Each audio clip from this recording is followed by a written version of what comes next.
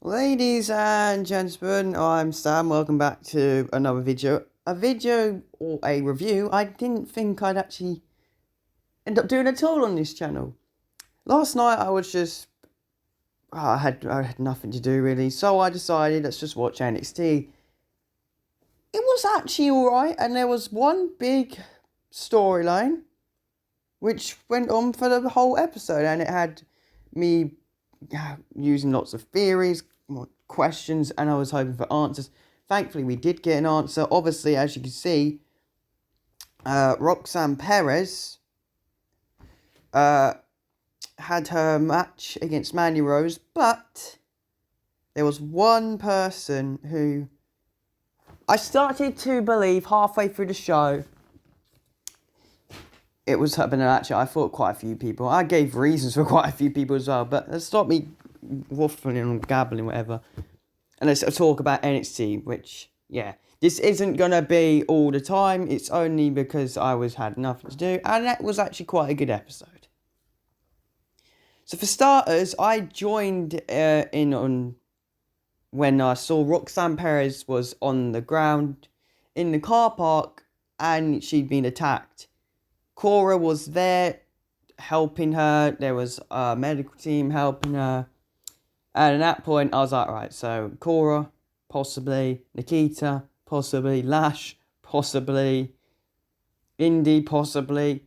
Not one point, though, did I think actually was Toxic Attraction. I just thought it's got to be something not obvious. I feel like Toxic Attraction would be too obvious. But then some people thought Cora Jade would be too obvious.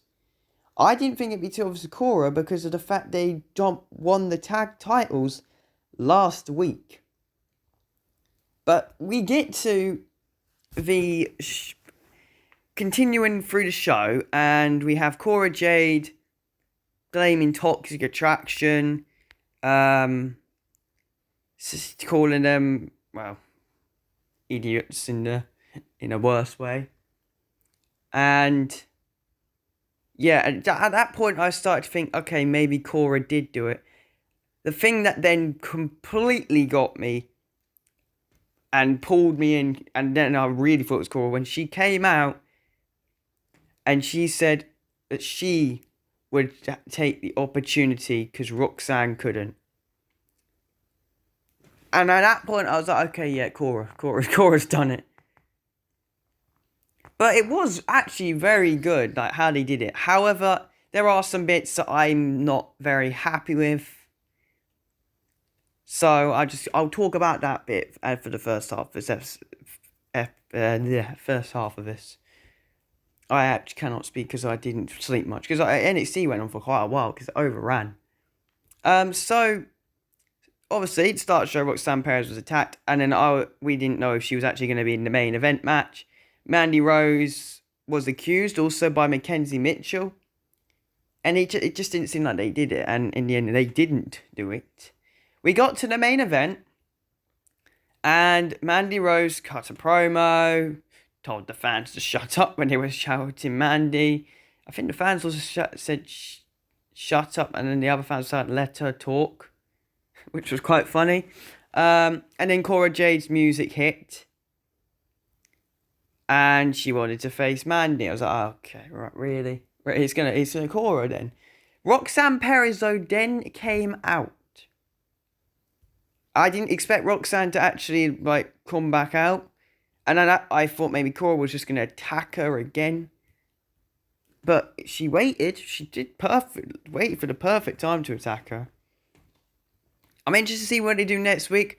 My opinion, I think what they should do is Cora Jade goes and hands Toxic Attraction the tag titles, and says this was her plan the whole time to trick Roxanne.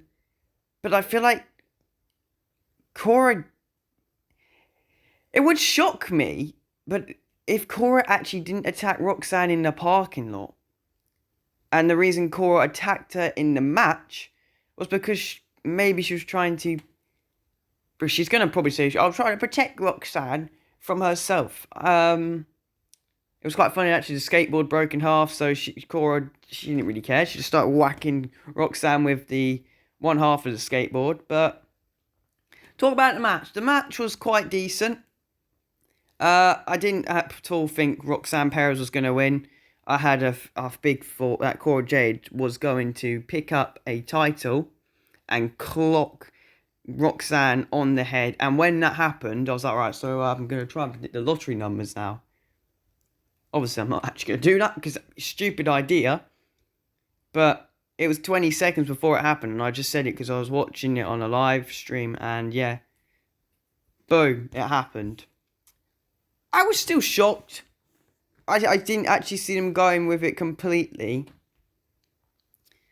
And then, obviously, Mandy Rose hit the knee. 1, 2, 3. I thought maybe Cora might join Toxic Attraction or something. Or she was going to just take the tag titles off of her and Roxanne and give it to them at the end of the show. But no, that didn't happen. But thankfully, the heel turn happened. Some people say it's too early. Yeah, I can see that part being too early. But she needed something, Cora. I think I started to go a bit bored of her character. So a Roxanne Cora feud could be good. But will it be for a title? Will we see a triple threat at a pay-per-view in NXT? What will Toxic Attraction say next week? What will Mandy say next week? Will we get anything next week? Or will they just forget about this and do a Sasha and Bayley and just put them as friends again? I am very shocked that they didn't just hand the titles to Dolin and Jacy Jayne. But I don't understand why they gave the tag titles to Cora and Roxanne last week. I do believe Kaden and Katana should have won it last week. Well, not won it last week. They should have won the number one contenders match. And then they should have won the titles. Because that would have made more sense than having this team. Like, it's kind of like with Seth Rollins and Dean Ambrose. Someone said to me in 2018 when they were a tag team. But Dean turned on Seth. But they were still tag champs.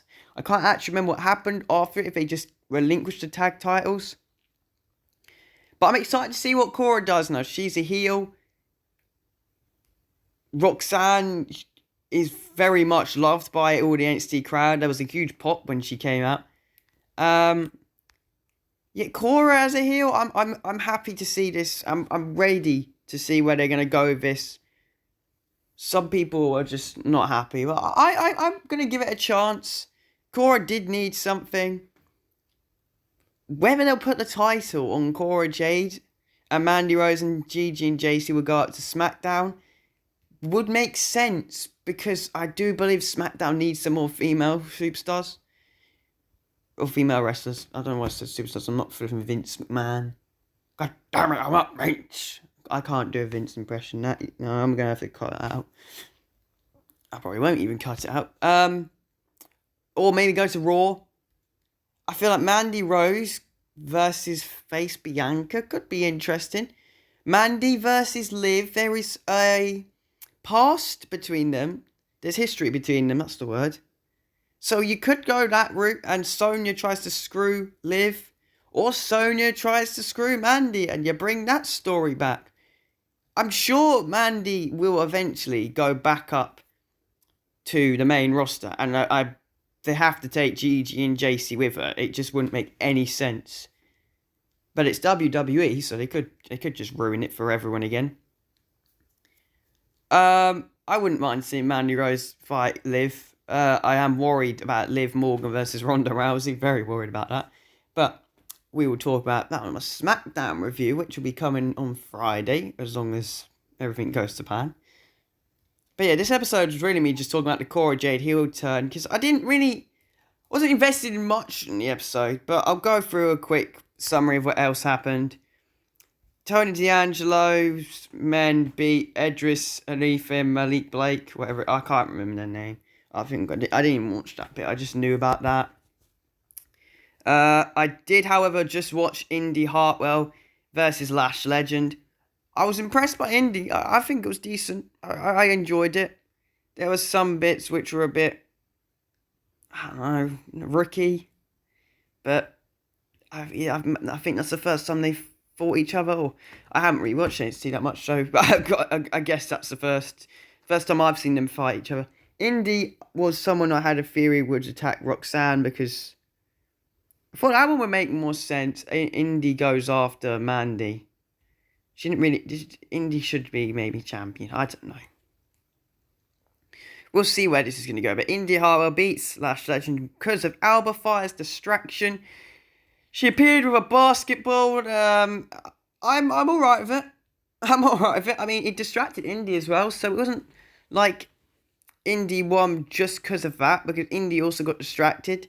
Indy then picked up the win, and Lash was chased around by Alba Fire with a baseball bat. It was quite funny. I'm excited to see where they go with this feud. I feel like I might start watching a bit more NXT. I only watched the highlights. Solo Sikoa versus Von Wagner's a match I also just watched.